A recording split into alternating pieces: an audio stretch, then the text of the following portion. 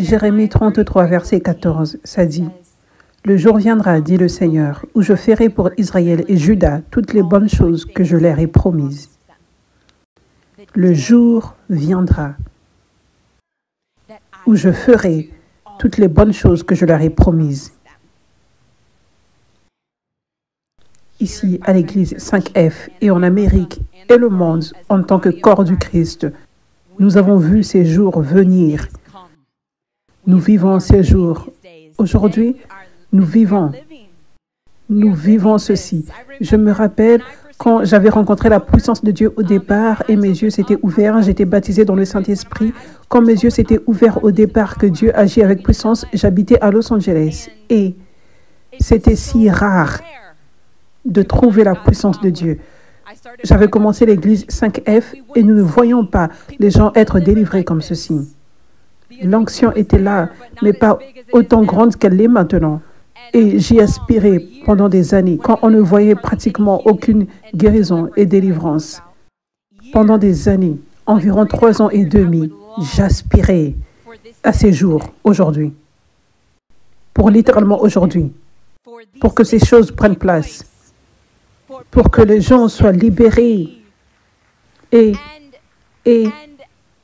que des centaines et des centaines de milliers qui regardent en ligne, que leurs yeux s'ouvrent spirituellement pour voir comment notre Dieu est incroyable, que nous soyons tous en admiration et en émerveillement, que ce ne soit pas juste un autre programme du dimanche, mais que nous soyons en admiration et en émerveillement, en étant témoins des miracles que Jésus fait. Nous vivons ces jours. Alléluia. Et au même moment, comme je l'ai partagé avec vous, je vous l'avais partagé au début de 2024, que nous n'avons vu qu'un petit pourcentage de ce que Dieu a de prévu pour ce réveil. À Los Angeles, en Amérique et dans le monde,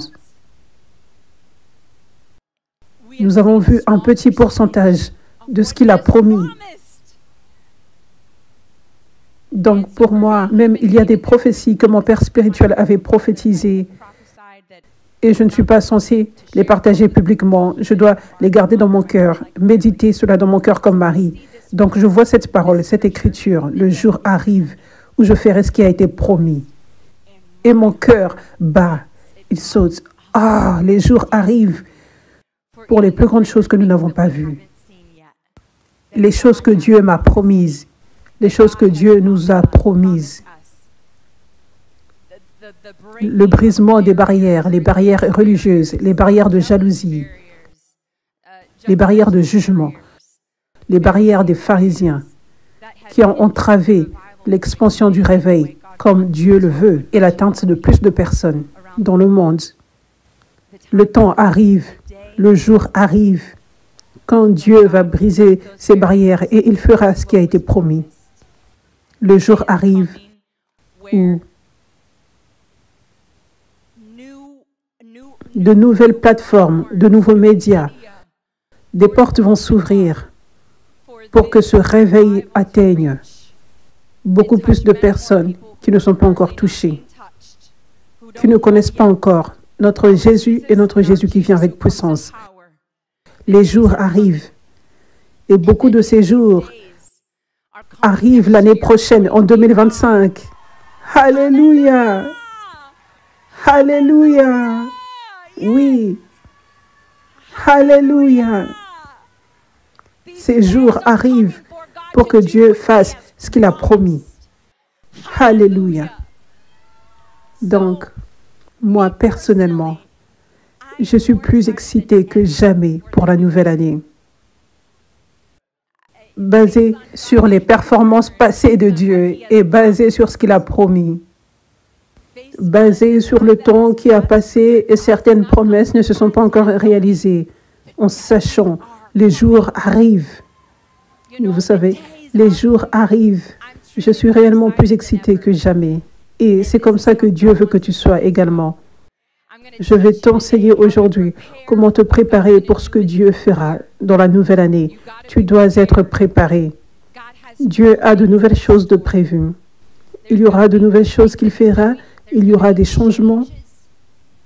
Et nous devons être prêts. Parce que nous sommes appelés à faire partie de ceci, pas à regarder de côté. Regarder de côté.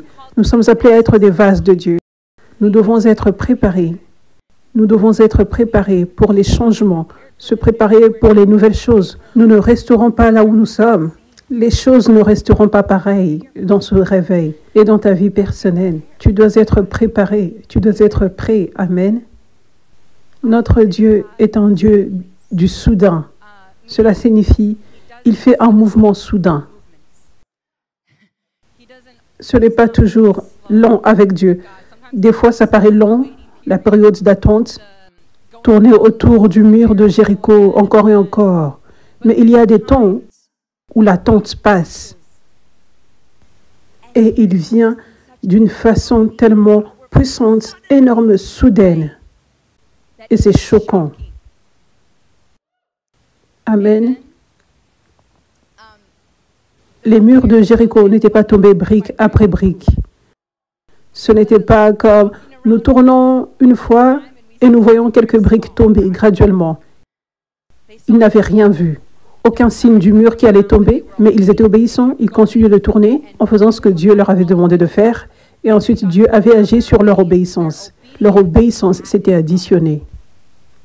C'est comme si les graines qu'ils avaient plantées entraient en moisson.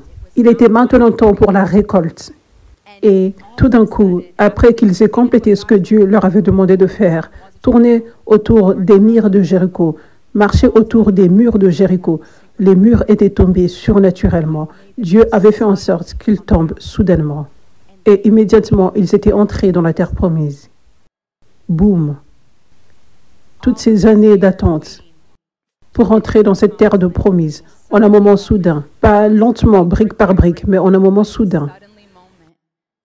La terre promise leur appartenait. Toutes choses avaient changé. Joseph avait reçu la promesse de ce que Dieu l'appelait à être, cette position puissante de leader. Puis ensuite, c'était une grande période d'attente où ça paraissait comme s'il allait en arrière, il était jeté dans un trou pour mourir, il était vendu pour être esclave, il avait travaillé en tant qu'esclave et ensuite il était jeté en prison. Mais ensuite, tout d'un coup, quand le temps était correct au temps de Dieu, Dieu avait fait un moment soudain pour accomplir sa promesse. Rapidement, il était sorti de la prison pour interpréter le rêve de Pharaon, du roi. Et à partir de ce moment, il était désigné gouverneur. Il était désigné la deuxième personne avec une plus haute position, puissance. Après le Pharaon, soudainement, ça s'était produit. David se cachait d'être pourchassé, pour être tué par Saul et l'armée de Saul. Mais soudainement, il n'avait plus à se cacher. Soudainement, il était devenu roi. Le temps était venu soudainement. Et j'ai vu le Dieu de soudain dans ma vie. Dieu avait donné la promesse du réveil. Il avait donné la promesse sur ma vie que j'étais appelée à être une apôtre, à toucher les nations. Et ensuite, il avait donné la promesse que Dieu a entendu les prières de l'Amérique pour le réveil. Il y répond et il apporte le réveil maintenant. Ça va commencer à Los Angeles et ça va se propager en Amérique et ensuite dans le monde entier. Cette prophétie était venue et j'y avais cru. Et j'avais continué de déclarer cela parce que Dieu m'avait appelé à faire cela. Le réveil, c'est maintenant. Et cette année, c'était la première année où j'avais commencé l'église 5F. Nous avions un nom différent à l'époque. Et nous avions 20 personnes environ la première année. Et je déclarais le réveil, c'est maintenant. L'année d'après, nous étions abaissés à 15. Je déclarais toujours le réveil, c'est maintenant. Nous étions abaissés à 10. Je déclarais toujours le réveil, c'est maintenant. Nous étions descendus à 5 l'année d'après. Et le Covid avait frappé et nous étions descendus à 2 des fois. Et donc, c'était 4 ans et demi de ceci. Attendre, avoir l'impression d'aller en arrière, les choses se passent réellement lentement. Ça ne paraissait même pas comme un progrès lent. Ça paraissait comme bloqué et comme si on allait en arrière. Donc, pendant 4 ans et demi, j'attendais. C'était long. Je croyais au Dieu du soudain. Amen. Et ensuite, En un seul moment, Dieu m'avait conduit à publier une vidéo qui était devenue virale. J'avais prié à la fin, j'avais montré la puissance de Dieu qui se produisait. Et tout d'un coup, Dieu avait fait un moment soudain et la vidéo était devenue virale. Et des milliers de miracles s'étaient produits par cette vidéo. Des milliers de personnes avaient commenté en témoignant des miracles qu'ils avaient reçus. En regardant la vidéo, ils étaient guéris, libérés. Les athées ressentaient la puissance de Dieu et ce moment soudain avait conduit à un réveil en ligne. J'allais en direct tous les jours et maintenant, les gens témoignaient de la réception de tellement de miracles pendant les directs. Notre église était toujours petite en personnes, 5 personnes ou environ à cette époque, en janvier 2021. Et nous avions grandi lentement à 20 et quelque chose comme ça en mars 2021. Et ensuite, soudainement, un moment soudain avait pris place. Un démon avait manifesté chez une femme et il était chassé de cette femme pour la première fois. Par la puissance de Dieu. Alléluia. Et ensuite, juste quelques mois plus tard, 300 personnes étaient venues. 300 personnes étaient venues à l'église 5F. Et c'était le réveil, comme on ne l'avait jamais imaginé, au-delà de nos rêves les plus fous. Et je me rappelle, la semaine d'avant, il y avait 80 personnes. La semaine avant cela, il y avait 50 personnes. La semaine avant cela, il y avait 40 et quelques. La semaine avant cela, il y avait 30 et quelques. Et ensuite, avant cela, c'était le premier démon qui était chassé. Les choses devenaient virales en ligne. 300 personnes étaient venues soudainement. Je me rappelle de ce jour-là, passer de 80 personnes à 300 personnes en une semaine. Et je regardais toutes les personnes, je regardais les gens qui débordaient de l'amphithéâtre. Et je pensais, waouh, mon Dieu est un Dieu du soudain. Et à partir de ce jour-là, toutes les semaines, autour de 300 personnes venaient, les gens voyageaient tout le temps, depuis d'autres nations même, partout dans les États-Unis. C'était comme tout d'un coup. Ça, c'est ce que Dieu avait fait. Les murs de Jéricho étaient tombés. Amen. Et ce n'était pas juste un moment au hasard. C'était Dieu qui a porté le réveil pour qu'il reste soudainement. Amen. Alléluia. Alléluia. Donc, ça me révèle réellement que je dois être prête pour que Dieu agisse d'une façon soudaine encore. Parce que nous avons du chemin à faire dans ce réveil par rapport à ce que Dieu veut faire. Amen. Maintenant, la bonne chose est que Dieu m'avait préparé. Parce que, vous savez, je prêchais 5 personnes dans le parc quelques mois avant cela. La congrégation avait 2 personnes ou 3 qui venaient tous les dimanches. Ça, c'était la congrégation. Quand je dis 5, je dis, en fait, des gens au hasard étaient venus une fois et la semaine d'après, d'autres personnes venaient. Mais ces autres personnes ne restaient pas. Donc, je me tenais là à conduire une église de 2 personnes, 3 personnes. Mais Dieu avait planifié que je conduise une congrégation d'environ 300 personnes en quelques mois.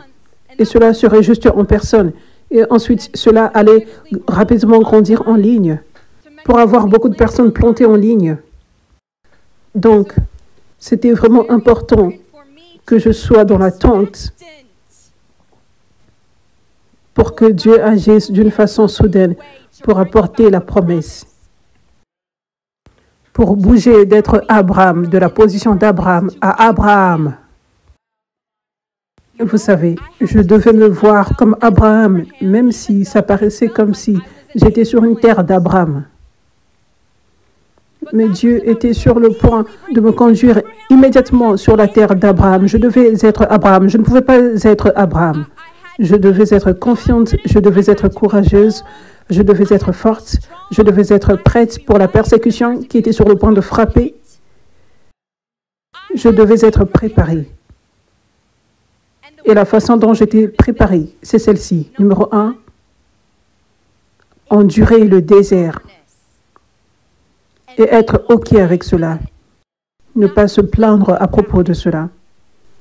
Et comprendre, ça c'est la voie de Dieu parfaite pour me préparer. Ce sont ses voies parfaites. Donc, je suis dans le contentement, Seigneur, être ici parce que ceci est ta volonté.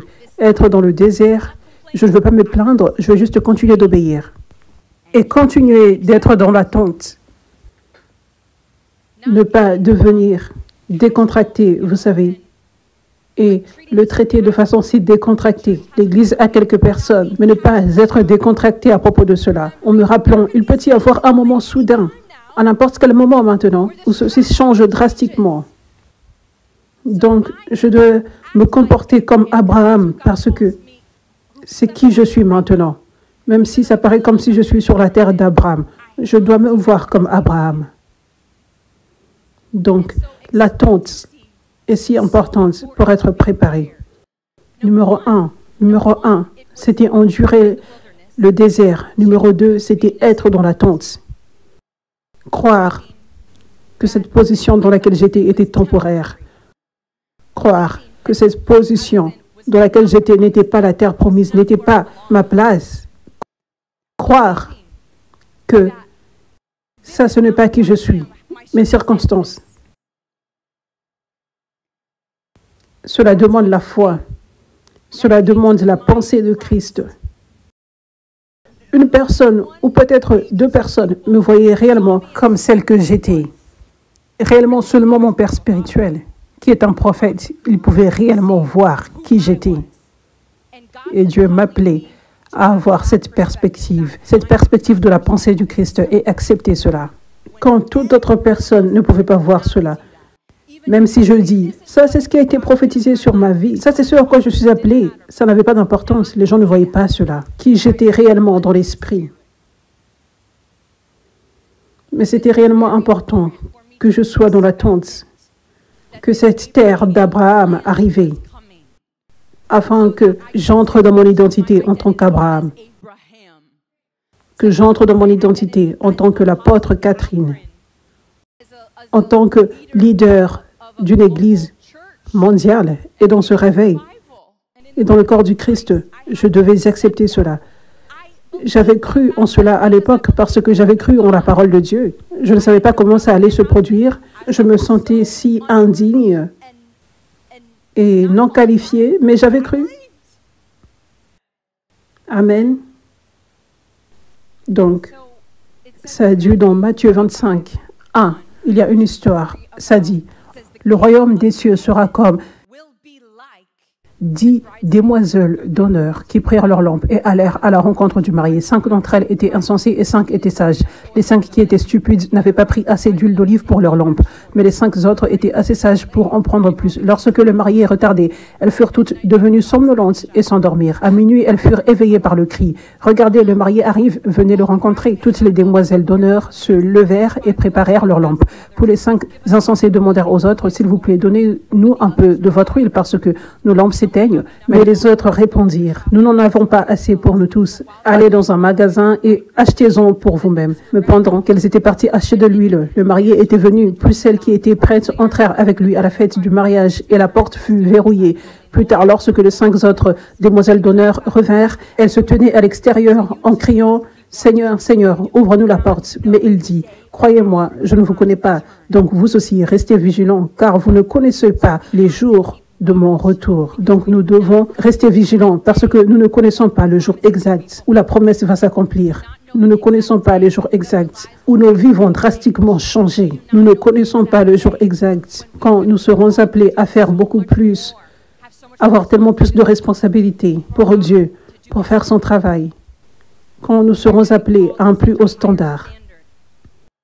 Nous ne connaissons pas le jour, mais nous connaissons que ça arrive. Nous devons être prêts, afin que nous ne le gâchions pas, afin que nous ne le manquions pas quand ça arrive, afin que nous touchions la promesse quand elle arrive. Donc Joseph, il vivait une vie dans un trou pendant un long moment. Il vivait une vie en tant qu'esclave, il vivait une vie en tant que prisonnier. Mais il devait se voir comme gouverneur quand il était dans la prison et quand il était dans le trou, quand il était esclave. Il n'était pas prisonnier, il n'était pas esclave. Il n'était pas là à attendre de mourir dans le trou. Il était un gouverneur.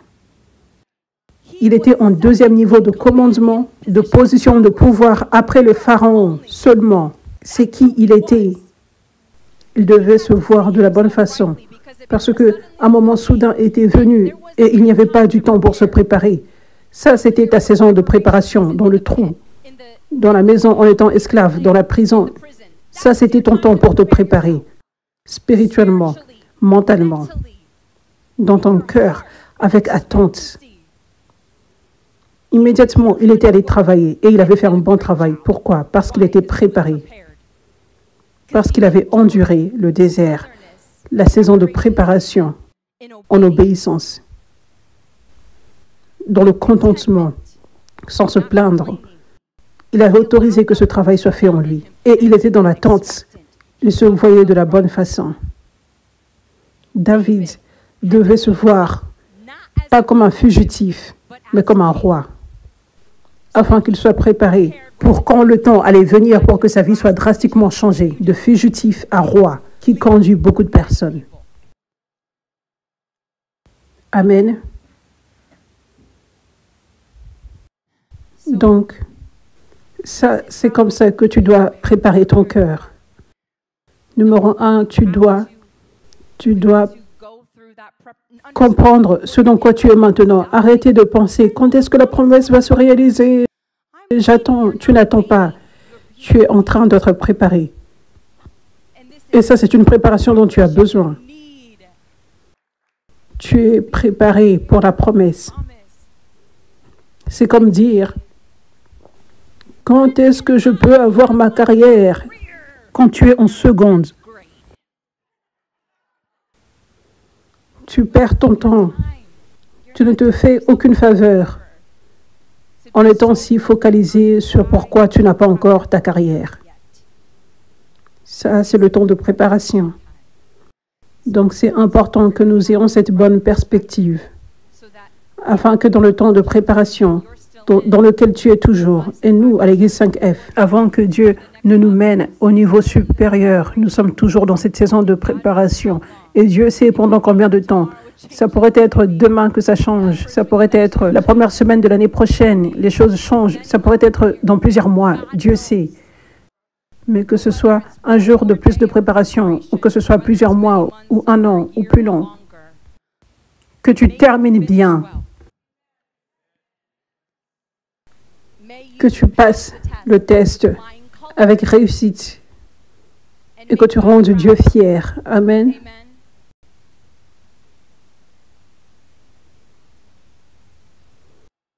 Matthieu 25, verset 23 dit, son maître lui dit, bien joué, bon et fidèle serviteur. Tu as été fidèle et digne de confiance sur peu de choses. Je te mettrai en charge de beaucoup de choses. Entre dans la joie de ton maître.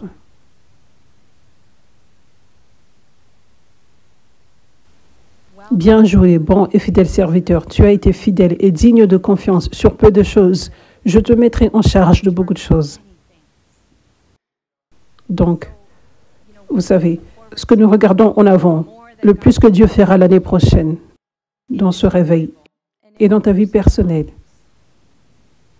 ses promesses, cela viendra basé sur comment nous avons été fidèles dans les petites choses. Le réveil avait explosé parce que il y avait de la fidélité dans les petites choses. Amen. Donc, c'est vraiment important que tu aies cette bonne perspective, que tu n'es pas dans une salle d'attente, mais tu es testé. Ce que tu fais maintenant conduit à ce que Dieu va relâcher dans le futur. Il regarde et que tu aies la crainte de Dieu pour bien finir la course, afin que Dieu te dise réellement, bien joué, bon et fidèle serviteur. Tu as été fidèle sur peu de choses. Tu as été patient, tu n'étais pas plein, tu es resté obéissant, même quand c'était difficile. Donc maintenant, le test est complété, tu l'as passé. Maintenant, je te donnerai plus. Voici la promesse. Plus Dieu me révèle sa fidélité, je suis humilié. J'ai plus de crainte de Dieu pour ne pas dévaloriser sa fidélité. Ce n'est pas toujours facile. Mais voir Dieu venir de cette façon soudaine, en faisant exactement ce qu'il avait dit qu'il allait faire, et au-delà de ce que j'avais imaginé. Cela a ouvert mes yeux sur sa fidélité. Cela m'a humilié pour que je veuille être une meilleure servante de Dieu et plus patiente et plus dans le contentement et jamais dans l'enfantillage. Quand la promesse retarde, ce n'est pas toujours facile.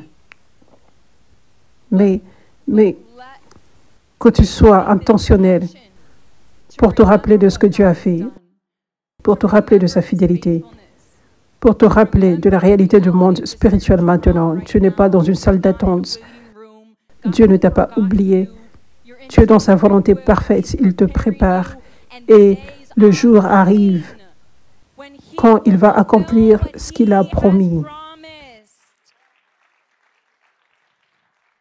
Ça, c'est une partie du message que Dieu a pour vous aujourd'hui. Bien finir la course, finir cette saison d'attente, de préparation de la bonne façon, afin que tu sois parfaitement préparé et que tu rendes Dieu fier et excité de relâcher cette promesse sur toi. Amen.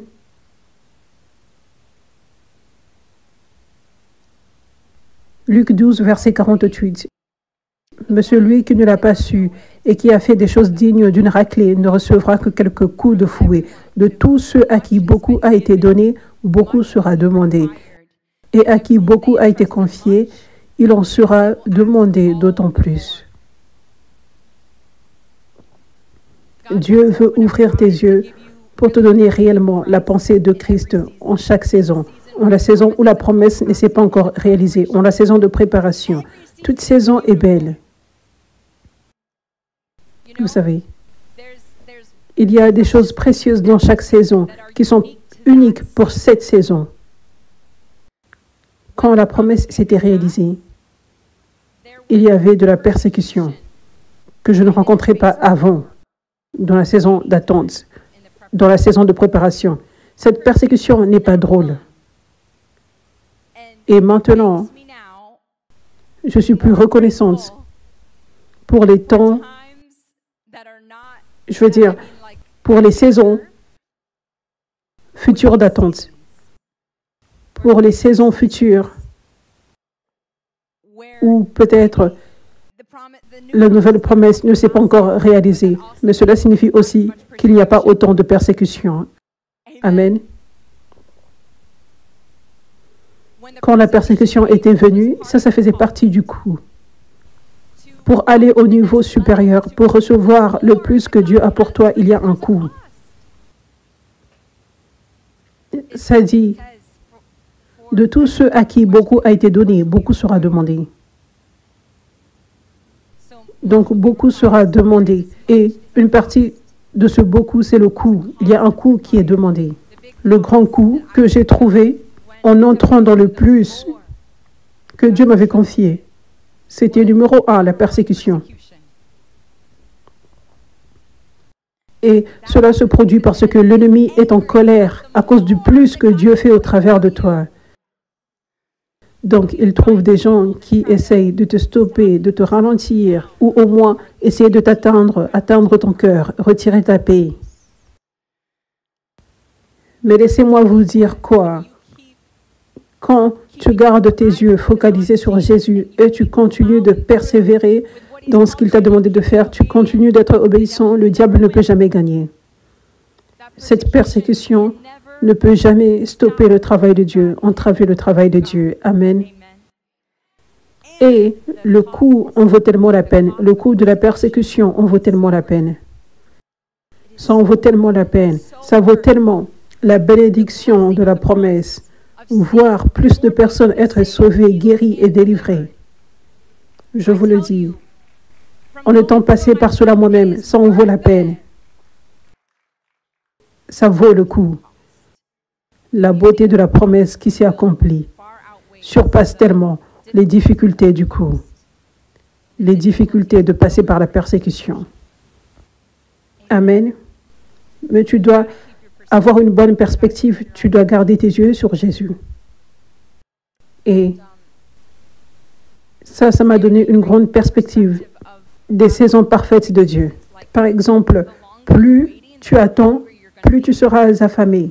Donc, quand la promesse était venue finalement, c'était le pic de la faim. Je veux dire, j'avais été tellement dans la faim et j'attendais pendant 4 ans et demi. Et ensuite, la promesse était venue et j'étais rempli de tellement de joie. Et ensuite, la persécution était venue. Mais j'attendais si longtemps pour la promesse, rien n'allait retirer la joie de l'accomplissement de cette promesse.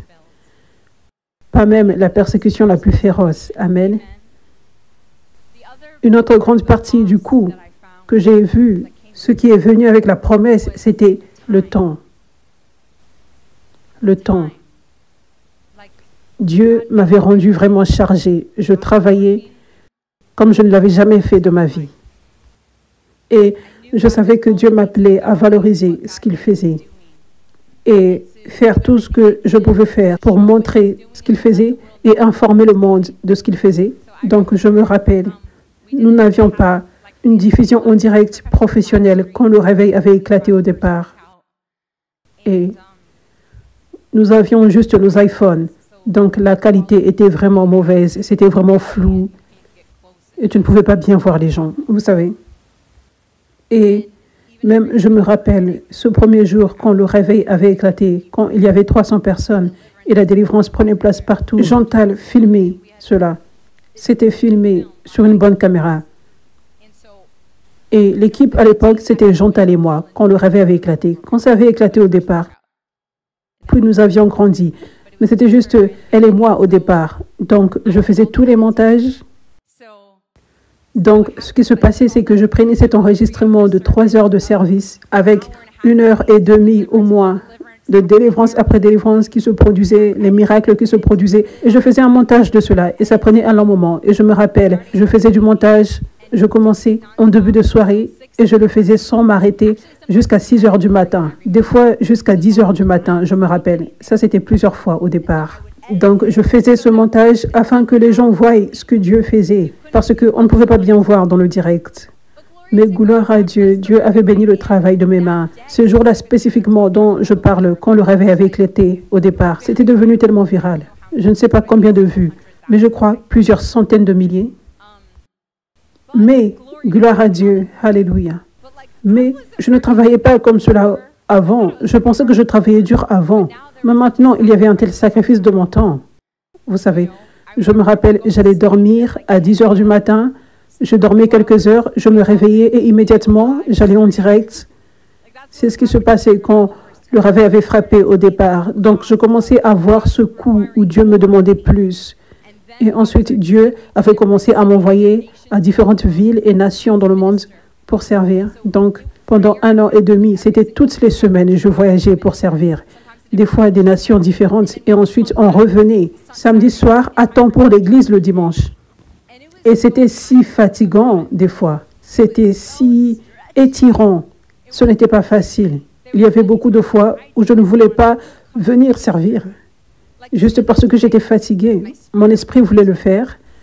Je veux dire, je voulais plaire à Dieu plus que toute autre chose. Donc, je voulais servir en ce sens-là. Mais je devais réellement choisir l'esprit, choisir de suivre le Saint-Esprit. Parce que les sentiments ne voulaient pas. Vous savez. Donc, j'avais vu immédiatement, Dieu s'attendait à beaucoup plus de moi. Mais parce que Dieu était si parfait dans sa saison de préparation pour moi, je me présentais juste encore et encore et encore pour obéir à Dieu. Et cela te change. Vous savez, le cœur de Dieu, le rêve de Dieu, c'est que son peuple le connaisse. Que toute personne dans le monde connaisse son amour. Que toute personne le rencontre avec puissance, qu'elle soit guérie, délivrée, qu'elle soit équipée pour être un vase de Dieu puissant, victorieux sur le diable. Ça, c'est le cœur entier de Dieu. Mais nos cœurs ne sont pas comme ça naturellement. Nous devons traiter avec la chair, nous devons traiter avec notre nature égoïste, nous tous. Ce n'est pas immédiatement en une nuit, quand tu donnes ta vie à Jésus, que ton cœur est aligné avec Dieu complètement. N'est-ce pas? Donc, la belle partie de ce processus, les années de temps de processus, c'est que tous les jours, tu obéis, tu te présentes, tu fais ce que Dieu te demande de faire. Il te change. Il change ton cœur. Il te donne les désirs que tu n'avais pas avant. Et c'est ce qui s'était produit pour moi. Quand j'avais commencé à prêcher, je n'avais aucun désir pour prêcher. J'aimais voir les gens être touchés par la puissance de Dieu, mais je n'avais aucun désir de prier pour les gens. Je voulais juste les regarder, rencontrer la puissance de Dieu. Donc j'avais un cœur pour les gens, mais je n'avais pas un cœur pour être dans le ministère, pas du tout.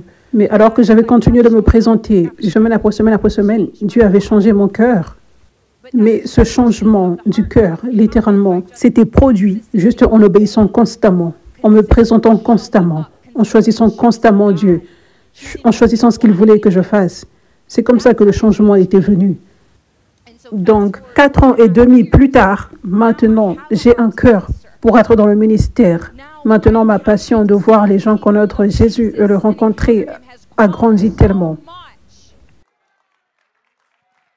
Donc, cela m'avait préparé pour les plus grandes choses, les plus grandes responsabilités, le coût. Donc, au lieu d'être comme « ce coût est trop, je pense que je vais abandonner », à la place, je me disais « bien évidemment qu'il y a un coût, ça en vaut la peine ». Quand c'était difficile, vous savez, quand j'étais fatiguée, quand la persécution était fatigante et si difficile et douloureuse, Dieu avait rendu mon cœur si passionné pour son royaume, pour lui plaire et pour servir son peuple. Cette passion dans mon cœur prenait le dessus sur la peine, l'inconfort du coût de la persécution, du coût de tellement de temps que je n'avais plus pour moi-même. Mais c'est travail pour Dieu, vous voyez. Donc, cette préparation que Dieu m'avait donnée m'avait aidé à toujours avoir la bonne perspective. Une fois, quand je faisais face à la persécution la plus horrible, je retenais mes larmes constamment, juste parce que c'était douloureux.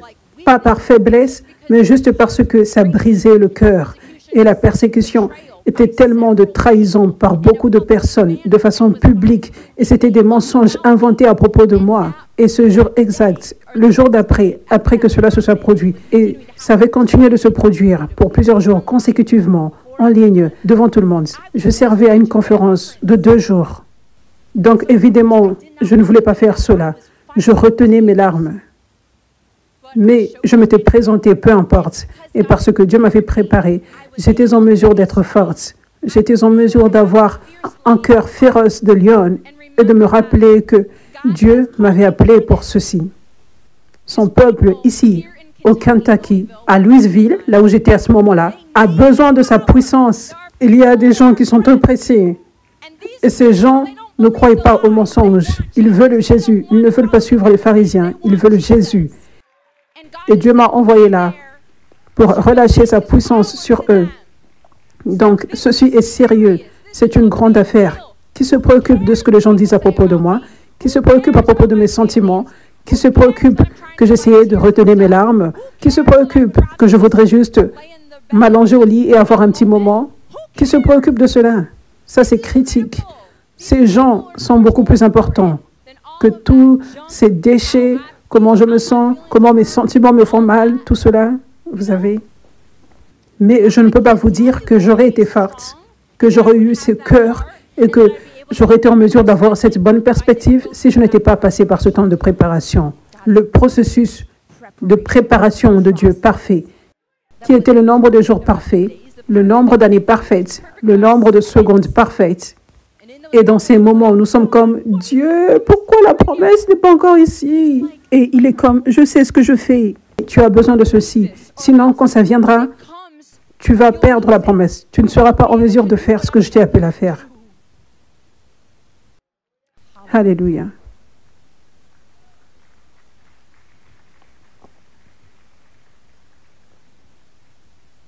Alléluia. Donc, ça, c'est le message que Dieu a pour vous.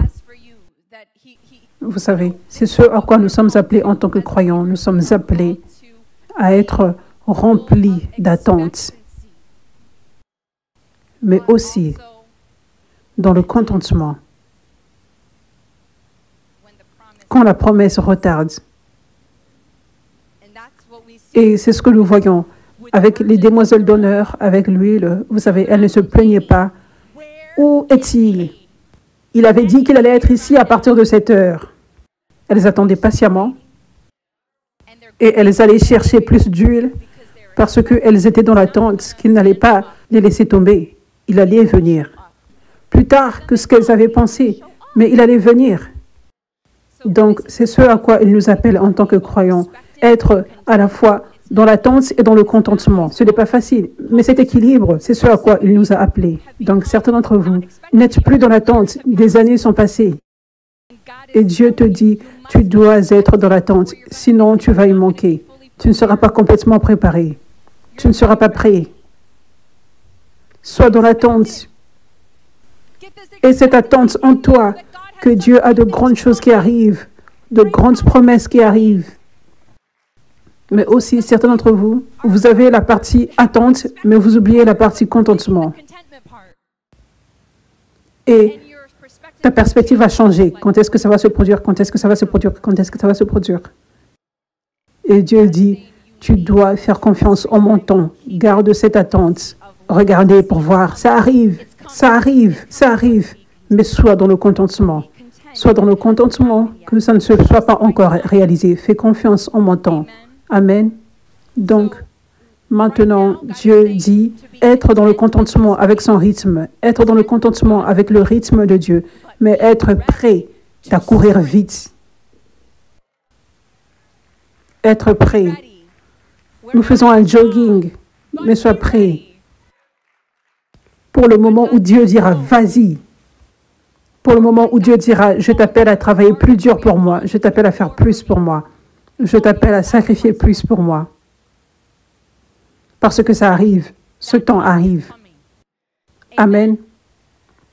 Éphésiens 4, verset 1. Alors moi, le prisonnier du Seigneur, Paul dit, je vous appelle, il parle à ses disciples, je vous appelle à vivre une vie digne de l'appel auquel vous avez été appelés. C'est-à-dire à vivre une vie qui fait preuve d'un caractère divin, d'un courage moral, d'intégrité personnelle et d'un comportement mature. Tu peux être mature en passant. Certains d'entre vous êtes enfantins. Tu n'as pas besoin d'être enfantin. Certains d'entre vous, vous savez mieux. Certains d'entre vous, Dieu a ouvert vos yeux. Tu connais la vérité. Progresse. Ça, c'est puissant. Un comportement mature. Une vie qui exprime la gratitude à Dieu pour votre salut et pour toute chose qu'il te donne. Avec toute humilité, l'abandon de l'autosuffisance et la douceur, maintenant la maîtrise de soi, avec patience, supportons les uns et les autres avec un amour désintéressé. Puissant.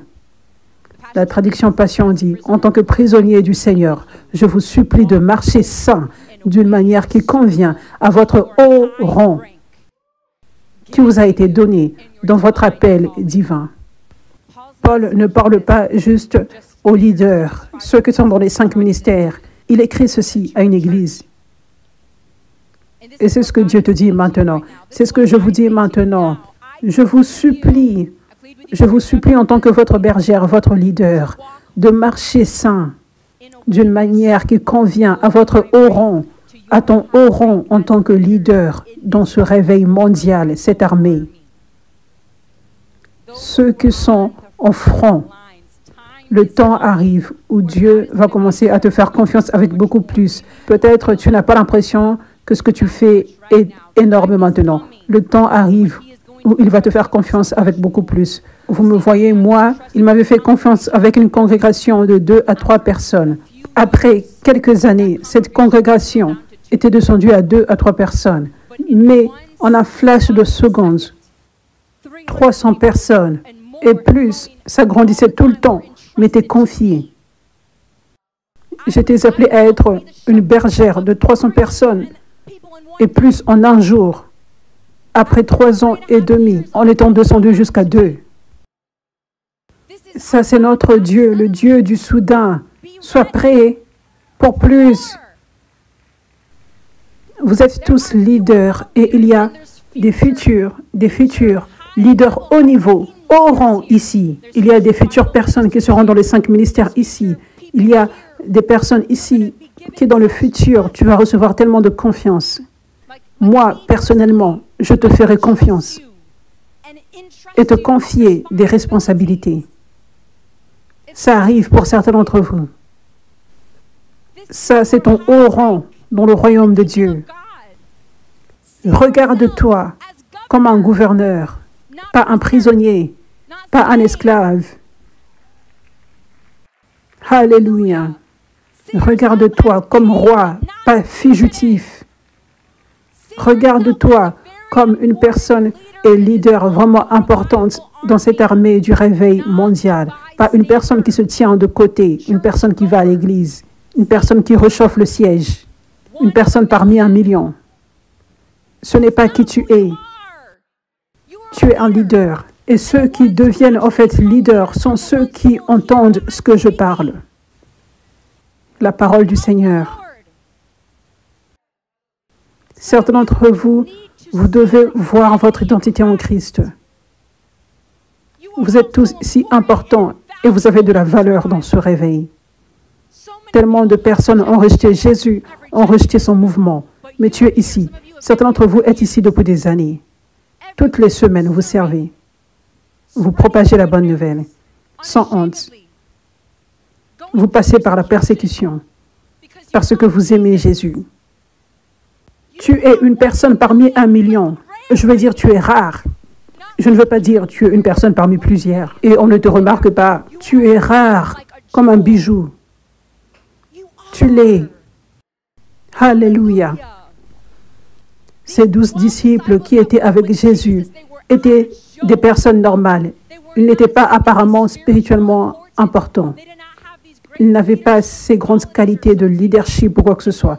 C'était des personnes normales. Mais des milliers de personnes avaient l'opportunité d'être à leur place. Ils étaient ceux qui étaient choisis parce qu'ils avaient répondu à l'appel de Jésus quand il avait dit « Suis-moi ». Sois un disciple, sois un leader en me suivant et en quittant tout. Je parle de ceci de tout mon cœur.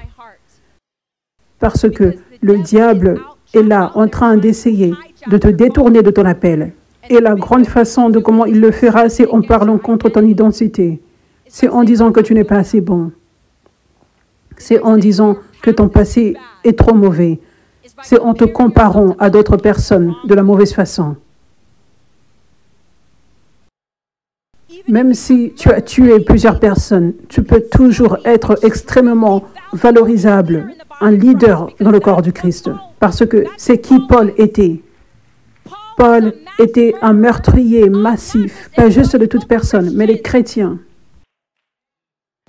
Mais Dieu l'avait appelé à être un apôtre, un super apôtre, un apôtre leader qui fera des miracles extraordinaires. Donc, même si tu es jeune dans le Seigneur maintenant, tu es immature spirituellement maintenant, tu as besoin de te voir comme Dieu te voit. Tu dois te voir comme une personne qui a de la valeur, juste parce que tu le reçois comme tu es, sa puissance qui agit au travers des vases peu probables, d'une façon nouvelle. Il peut faire des merveilles au travers de toi. Je vous le dis, je ne serais pas ici si je n'avais pas simplement cru en la parole de Dieu qui avait déclaré qui j'étais en tant que leader, en tant qu'un vase de Dieu puissant. Cela m'était déclaré quand je n'étais pas cela physiquement, quand je ne voyais pas cela pour moi-même, quand ça ne faisait pas sens, quand personne ne voyait cela à propos de moi, mais parce que j'avais simplement cru ce que Dieu avait déclaré. Et j'avais choisi de grandir et de commencer à refuser les mensonges du diable, tous les mensonges, et rejeter tout mensonge contre mon identité. J'étais en mesure d'embrasser qui Dieu m'appelait à être, afin que je sois en mesure de me transformer pour être qui il m'avait appelé à être. C'est ce que Dieu a planifié pour vous tous. Vous tous. Vous tous. Reçois cette parole. Et je parle de ceci avec un tel cœur et une passion et le sérieux, parce que je sais ce qui arrive. Je sais les grandes choses qui arrivent. Et il doit y avoir des leaders matures, dignes de confiance et fidèles. Et vous en faites partie. Si tu choisis de croire et de recevoir ceci, ce n'est pas à propos de le désirer, ce n'est pas à propos de le vouloir, ce n'est pas à propos de le sentir, c'est à propos de croire en ce que Dieu a dit à propos de toi et lui obéir dans cet appel. Amen. Alléluia. Alléluia. Alléluia. Merci Jésus. Merci Jésus. Dieu soit loué. Je vous supplie de marcher saint d'une manière qui convient à votre haut rang qui vous a été donné dans votre appel divin. Vivez une vie digne de l'appel auquel vous avez été appelé. Dieu veut que tu commences à vivre une vie qui est digne de cet appel. Donc, regarde-toi comme Dieu te voit. Regarde où tu vas. Et vis avec cette crainte de Dieu et cette révérence. Vous savez, Dieu, tu m'as appelé à une grande chose. Donc, je marche avec humilité et obéissance et dans la crainte du Seigneur, avec toute chose que je fais. Parce que je veux être digne de cet appel. Vivre une vie digne. Amen. N'attends pas que la promesse vienne pour commencer à te comporter différemment, pour commencer à prendre Dieu au sérieux. Commence maintenant. Amen. Alléluia. Alléluia. Dieu soit loué. Dieu soit loué. Qui est excité pour la nouvelle année et ce que Dieu fera. Alléluia. Alléluia. Le meilleur est à venir. Alléluia.